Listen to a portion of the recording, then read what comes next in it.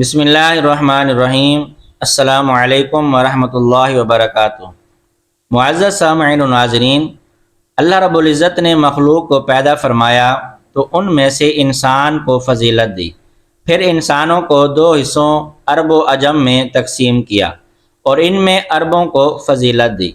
پھر اہل عرب کے کئی قبیلے بنائے اور ان میں سے قبیلہ قریش کو فضیلت دی۔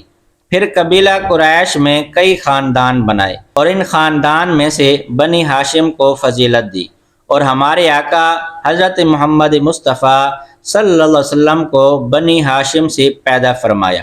چنانچہ حضور علیہ الصلوۃ والسلام ارشاد فرماتے ہیں کہ اللہ تبارک و تعالیٰ نے مخلوق بنائی تو مجھے بہترین مخلوق یعنی انسانوں میں رکھا، پھر اس کے دو حصے عرب و عجم کیے، مجھے ان میں سے بہتر حصے عرب میں رکھا۔ پھر قبیلے بنائے تو مجھے بہتر قبیلے قریش میں رکھا، اور خاندان بنائے تو مجھے بہترین خاندان بنو ہاشم میں پیدا فرمایا۔ تو میں ان سب میں اچھی ذات والا ہوں اور میرا خاندان بھی تمام خاندانوں سے بہتر ہے۔ حضرت جبریل امین علیہ السلام نے بارگاہ رسالت میں عرض کی کہ میں نے تمام زمین کے سمتوں اور گوشوں کو چھان مارا، مگر نہ تو میں نے آپ صلی اللہ علیہ وسلم سے بہتر کسی کو پایا اور نہ ہی میں نے بنی ہاشم کے گھر سے بہتر کوئی گھر دیکھا۔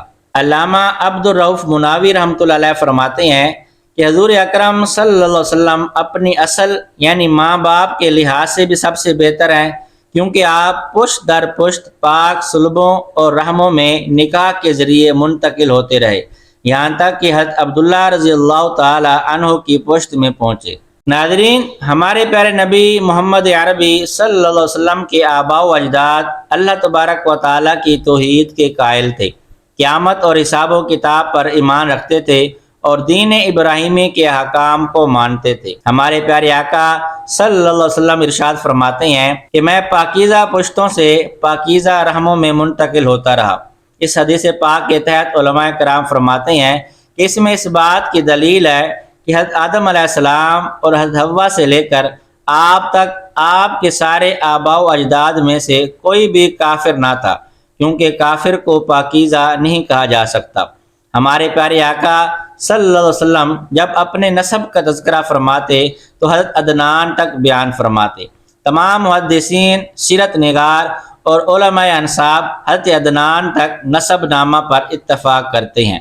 یہ نسب یوں ہے کہ حضرت محمد رسول اللہ صلی اللہ علیہ وسلم بن عبداللہ بن عبد المطلب بن ہاشم بن عبد مناف بن قصی بن کلاب بن مرہ بن کعب بن لوئی بن غالب بن فہر بن مالک بن نضر بن کنانہ بن خزیمہ بن مدرکہ بن الیاس بن مضر بن نزار بن معد بن عدنان۔ ناظرین، ہمارے پیارے آقا حضرت محمد مصطفیٰ صلی اللہ علیہ وسلم کی پیدائش 12 ربیع الاول بمطابق 20 اپریل 571 عیسوی کو وادی بطحہ مکہ شریف کے معزز ترین قبیلے قریش کے خاندان بنی ہاشم میں ہوئی۔ آپ کا نسب حضرت اسماعیل بن حضرت ابراہیم علیہ السلام سے مل جاتا ہے۔ آپ وجہ تخلیق کائنات، محبوب خدا، امام المرسلین، خاتم النبیین اور کائنات کی اکمل و اجمل و مؤثر ترین شخصیت کے مالک ہیں۔ آپ نے 40 سال کی عمر میں اعلان نبوت فرمایا، 13 سال مکہ شریف اور 10 سال مدینہ شریف میں دین اسلام کی دعوت دی۔ اللہ تبارک و تعالیٰ نے آپ پر اپنی عظیم کتاب قرآن کریم نازل فرمائی۔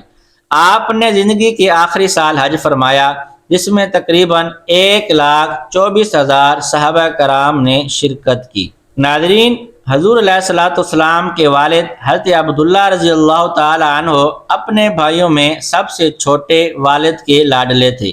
حسن و جمال، حسن اخلاق اور شرم و حیا کے پیکر تھے۔ آپ کی والدہ حضرت فاطمہ بنت عمر بن عائد مخزومی ہیں۔ آپ کے والد نے منت مانی کہ اللہ تبارک و تعالیٰ نے مجھے 10 بیٹے عطا کیے اور سب جوان اور صحت مند اور مزدگار ہوئے تو میں ایک کو راہ خدا میں قربان کروں گا۔ جب حضرت عبداللہ رضی اللہ تعالیٰ عنہ 18 یا 20 سال کے ہوئے تو آپ نے منت پوری کرنے کا ارادہ کیا۔ قرآن اندازی ہوئی تو حضرت عبداللہ رضی اللہ تعالیٰ عنہ کا نام نکلا۔ آپ انہیں قربان کرنے لگے تو سرداران قریش رکاوٹ بن گئے اور حجاز کی عرافہ سے مشاورت کا طے ہوا۔ اس نے کہا کہ 10 اونٹوں اور حضرت عبداللہ کے نام سے قرعہ اندازی کرو۔ اگر اونٹوں کا قرعہ نکل آئے تو انہیں ذبح کر دینا، اور اگر عبداللہ کا نام نکل آئے تو 10 اونٹوں کو مزید بڑھا دینا۔ اس کے مطابق عمل ہوا، تو جب اونٹوں کی تعداد 100 ہو گئی تو اونٹوں کا قرعہ نکل آیا۔ حضرت عبد المطلب رضی اللہ تعالی عنہ نے 100 اونٹ ذبح کیے۔ یوں حضرت عبداللہ رضی اللہ تعالی عنہ کی جان بچی اور اس پر مکہ مکرمہ میں خوشی کی لہر دوڑ گئی۔ اس واقعے کے بعد والد مصطفیٰ حضرت عبداللہ رضی اللہ تعالی عنہ کا لقب ذبیح ہوا۔ حضرت امیر معاویہ رضی اللہ تعالی عنہ فرماتے ہیں کہ عرب کے ایک دیہاتی نے بارگاہ رسالت میں حاضر ہو کر کہا، یا ابن الذبیحین، اے 2 ذبیحوں کے بیٹے۔ رسول کریم صلی اللہ علیہ وسلم یہ سن کر مسکرائے، اور ایک روایت میں ہے کہ رسول اللہ صلی اللہ علیہ وسلم ارشاد فرماتے ہیں کہ میں 2 ذبیحوں کا بیٹا ہوں، یعنی اسماعیل علیہ السلام اور حضرت عبداللہ۔ ناظرین، حضرت عبداللہ روشن اور خوبصورت چہرے والے مکہ کے سب سے حسین نوجوان تھے۔ کچھ عورتوں کی جانب سے آزمائش آئی، مگر آپ اپنی پارسائی و شرافت کی حفاظت میں کامیاب ہوئے۔ آپ کا نکاح مکہ شریف کے معزز گھرانے بنو زہرہ کے سردار وہب بن عبد مناف کی نہایت نیک و پارسا بیٹی حضرت آمینہ سے ہوئی۔ شادی کے کچھ عرصہ بعد حضرت عبد المطلب نے آپ کو ایک تجارتی قافلے کے ساتھ شام بھیجا۔ وہاں آپ بیمار ہو گئے اور واپس جب مدینہ شریف پہنچ کر ننیحال بنو عدی بن نجار میں قیام فرمایا تو بیماری طویل ہو گئی۔ قافلے والے مکہ شریف آ گئے، مگر آپ وہاں 1 ماہ بیمار رہ کر وفات پا گئے۔ اس وقت آپ کی عمر 25 سال تھی۔ آپ کی تدفین مدینہ شریف کے محلے بنو عدی کے دارالنابغہ میں کی گئی۔ ہمارے پیارے نبی صلی اللہ علیہ وسلم ان کی وفات کے وقت اپنی امی جان کے شکم میں تھی۔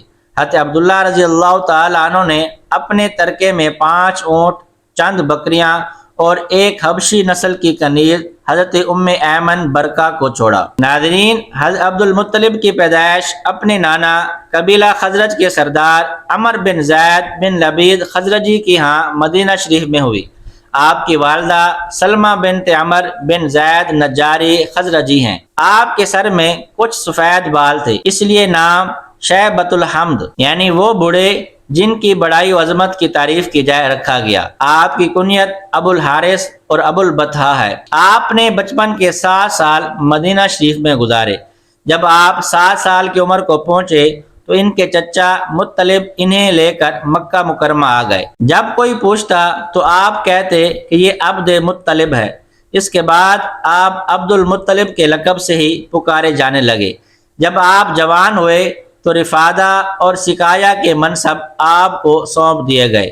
حضرت عبد المطلب رضی اللہ تعالیٰ عنہ طویل قد والے، بہت خوبصورت، قوی و مضبوط جسم کے مالک، سنجیدہ و بردبار، نہایت سخی اور ان تمام برائیوں سے پاک تھے جو مردوں کو بگاڑنے والی ہیں۔ آپ اپنی بلند ہمتی، خصائص حمیدہ، جوان مردی اور جود و عطا کی وجہ سے اہل مکہ کی آنکھوں کے تارے تھے۔ سرداروں والے تمام اوصاف آپ میں بدرجہ اتم موجود تھے۔ آپ کے چہرے سے نور کی کرنیں پھوٹتی تھیں، نقش و نگار سے برکت کے آثار نمایاں ہوتے، جسم سے مشک کی خوشبو آیا کرتی اور دعائیں قبول ہوتی تھیں۔ انہوں نے اپنے اوپر شراب حرام کر رکھی تھی، یعنی اسے ہرگز نہ پیتے، جبکہ یہ عادت اہل مکہ میں عام تھی۔ حضرت عبد المطلب بہت عبادت گزار تھے۔ جیسے ہی رمضان کا چاند نظر آتا تو غار حرا میں عبادت کے لیے چلے جاتے۔ جب قحط سالی ہو جاتی تو لوگ آپ کے وسیلے سے دعا کرتے، آپ کی برکت سے موسلا دھار بارش برسنے لگتی۔ آپ مسکینوں کو کھانا کھلاتے اور غریبوں کی مدد کیا کرتے تھے۔ آپ ہمیشہ اپنی اولاد کو وعظ و نصیحت کرتے اور انہیں ظلم سے باز رہنے کی تلقین کرتے، حسن اخلاق سکھاتے اور گھٹیا کام کرنے سے روکتے۔ یہی وجہ ہے کہ آپ کی اولاد میں بھی یہ اوصاف موجود تھے۔ آپ قریش میں بڑے مرتبہ و شان والے تھے۔ قوم آپ کی اطاعت کرتی اور آپ کی عزت و احترام کرنا اپنے لیے سعادت سمجھتی تھی۔ آپ کی سخاوت اور غریبوں اور بے کسوں کی مدد کی وجہ سے اہل قریش آپ کو الفیض کے لقب سے پکارتے تھے۔ برسوں پہلے آب زمزم کا کنواں بند کر دیا گیا تھا۔ اللہ تبارک و تعالیٰ کی مدد اور نصرت سے آپ نے اپنے بڑے بیٹے حارث کی مدد سے کھدائی کر کے اسے تلاش کر لیا۔ اللہ تبارک و تعالیٰ نے آپ کو 13 بیٹے عطا فرمائے جو بہادری میں لاجواب تھے۔ رفایا اور سکایا کے منصب حضرت عبد المطلب کے پاس تھے۔ آپ کی وفات کے بعد سکایا کا منصب ابو طالب اور پھر حضرت عباس رضی اللہ تعالی عنہما کے پاس آیا۔ حضرت عبد المطلب کا وصال نبی کریم صلی اللہ علیہ وسلم کی عمر کے 8ویں سال میں ہوا۔ وفات کے وقت آپ کی عمر 85 یا 120 سال تھی۔ تدفین خاندانی دستور کے مطابق جنت المعلی میں کی گئی اور آپ کے 13 بیٹے اور 6 بیٹیاں تھیں۔ بیٹوں کے نام عبداللہ، حمزہ، عباس، ابو طالب، عبد مناف، زبیر، حارث، غیداق، زرار، قسم، مکوم، حجل، عبد الکعبہ، ابو لہب، عبد العزیٰ، اور بیٹیوں کے نام صفیہ، ام حکیم بیضہ، عاتقہ، امیمہ، عروہ اور برہ ہیں۔